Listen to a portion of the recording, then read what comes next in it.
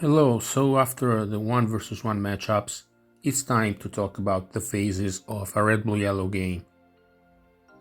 We have 3 of them: early game, where sleep war happens; mid game, players stall each other; and finally the end game.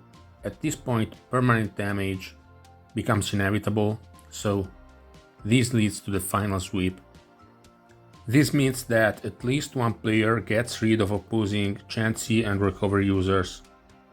I mean, it's rare to see a Pokemon setting up and winning, but that can happen too. However, usually you are winning a game thanks to a final sweep setup. That can be Snorlax with Reflect. Sometimes it's Agility, mostly Zapdos, or maybe Articuno or Dragonite. Amnesia sweeps are very rare, and Swords Dance doesn't see play. Also, note that if a sweep doesn't happen, chances are that we have a PP stall war. This is how Chansey wins games.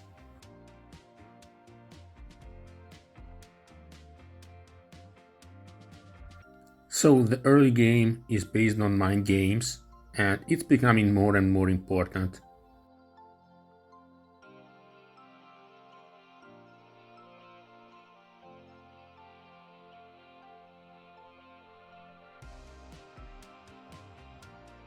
In the early game, the goal is to get to sleep, so that you can proceed and spread paralysis.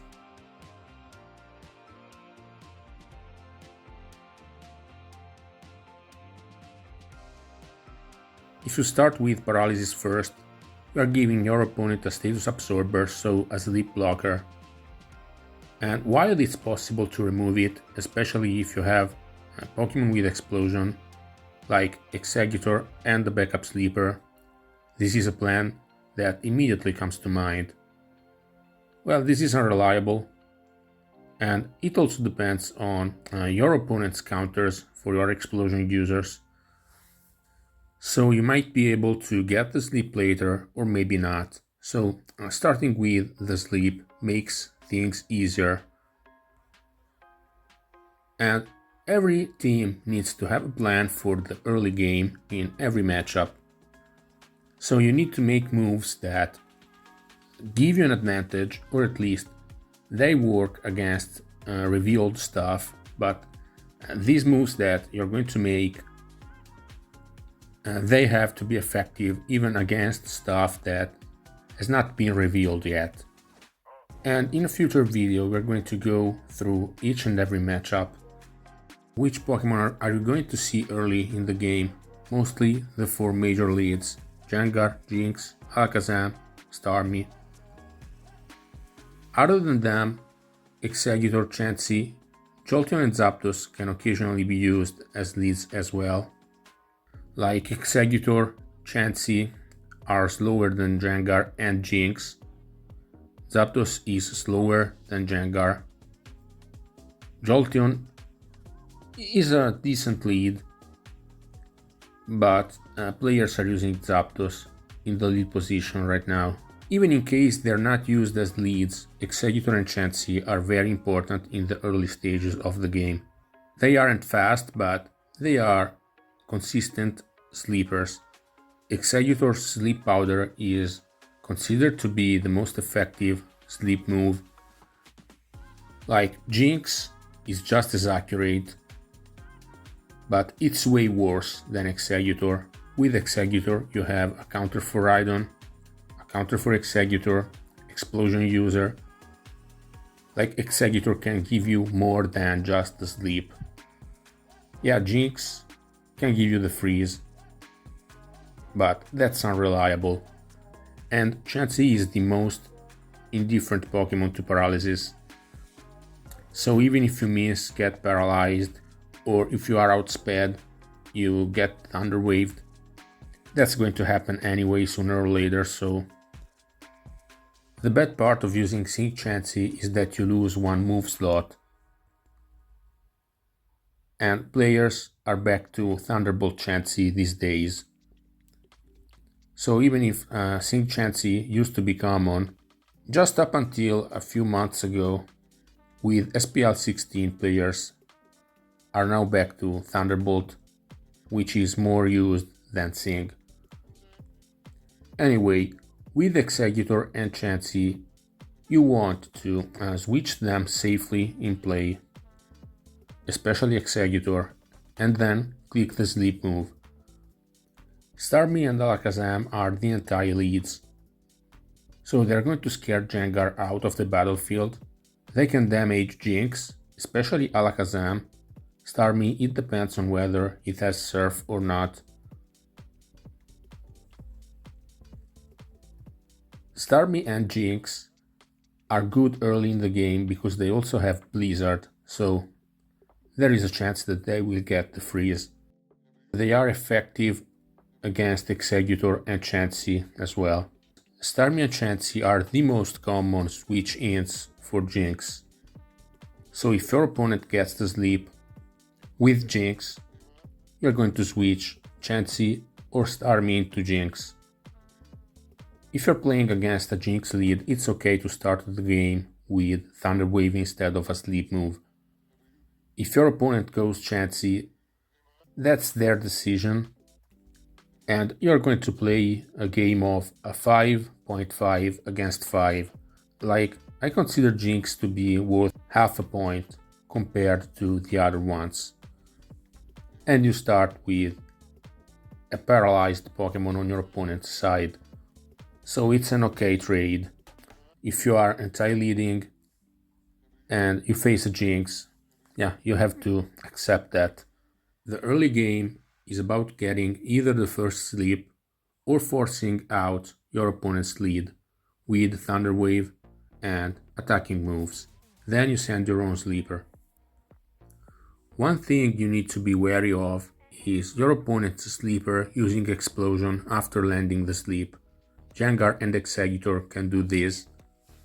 Most of the times you need your Chansey because it's the centralizing piece of the tier that can switch into special attacks. Your lead is sleeping, and this is why having a backup sleeper is a good thing. If your opponent, let's say your opponent's Executor has landed the sleep and they have a backup sleeper, they can click Explosion at any time. So if you go Executor and they have Executor, they're going to stun Spore and then they're going to click Explosion. If you stay in with Executor, all of a sudden you don't have your lead anymore, which is sleeping, and you don't have your sleeper anymore. On the other hand, your opponent is not going to click Explosion recklessly. They don't want to lose the sleep. If you can predict that, they have to get the sleep again.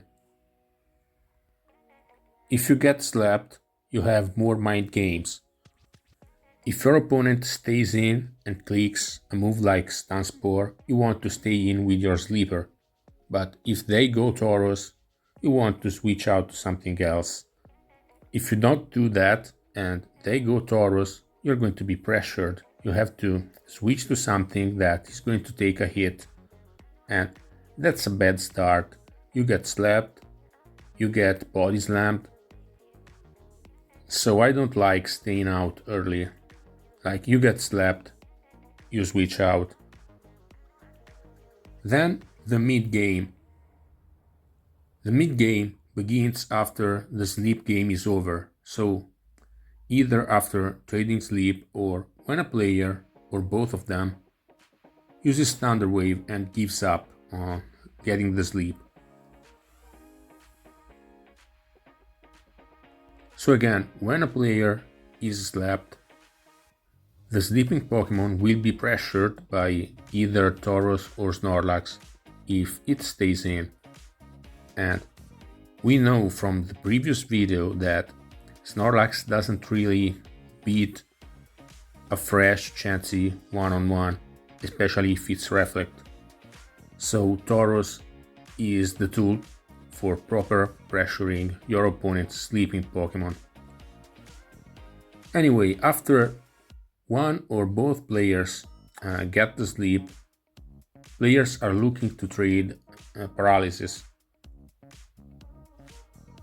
at least most of the times. It's possible to look for an early freeze, which can also depend on your team, but nowadays it's mostly considered to be suboptimal. You want to get the sleep and click Thunder Wave, so Chansey is paralyzed.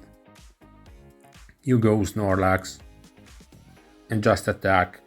And again, this is why having Earthquake is very important today.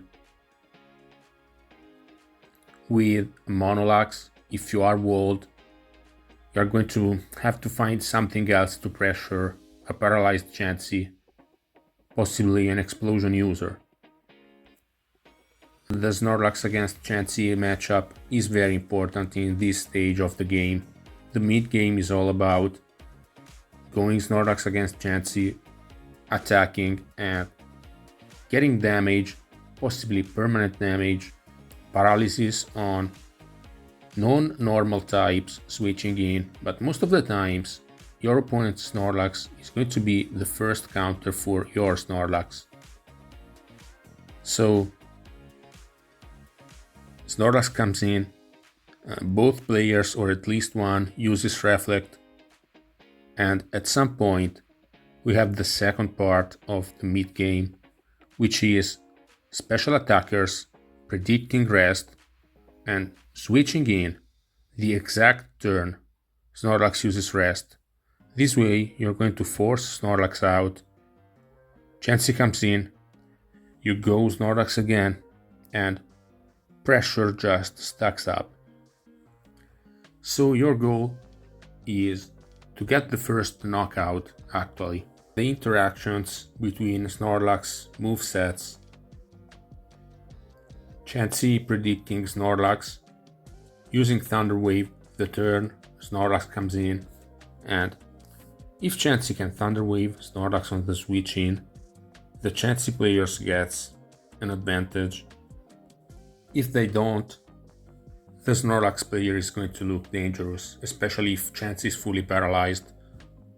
So to put it simple, the mid-game is all about paralysis on Chansey and or Snorlax, and whether your Snorlax and your opponent's Snorlax have a moveset that gives an angle of attack. Ice Beam beats other Reflect Snorlax, Self-Destruct can switch into Tauros and trade, or simply force trade with Snorlax. Hyper Beam Reflect can fish for critical hits against Snorlax, and it can knock out other Pokemon switching in, like Cloyster or Exeggutor. Finally, the endgame, which is going to happen when a Pokemon cannot be stopped. This is usually Tauros, it can be Zapdos, sometimes even other Pokemon like Cloyster, Rhydon, or Starmie, depending on the setup. In a close game, you will see a Tauros Ditto, which is going to decide the outcome. In games where one player is trying to catch up, you will see Tauros trying to deal with Reflex Snorlax or a Thunder Wave user, which is exactly what you want to avoid. But when you don't have an answer, you have to use Tauros. Damage on Tauros is bearable, even though this means that you're going to have to switch out of the Tauros Ditto or ask a favor from random number generator. On the other hand, letting your Tauros Thunder Wave usually is a very bad sign of desperation, like a heavily damaged Tauros can sweep an entire team, a paralyzed full HP Tauros will not. Anyway, you usually want to enter the endgame anytime you have clear path to victory. Granted, Hyper Beam doesn't miss. So overall, you will hardly get any clean 100% wins. It's more like settling for a 90% win, sometimes even less. So yeah, this is a stage where you grab your calculator for damage rolls. You have to put in some practice, and with that, this is actually the easiest part of the game, where players have just a few options. Sometimes you have to play mind games, but players try to avoid them as much as possible.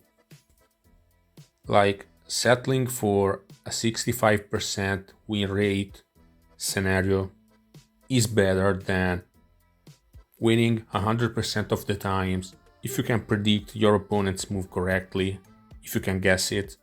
So you want to create a safe path to a better than 50% to win a game. So in the future, we're going to take a closer look at each and every phase of a battle. For now, that's it. Thanks for watching and see you soon.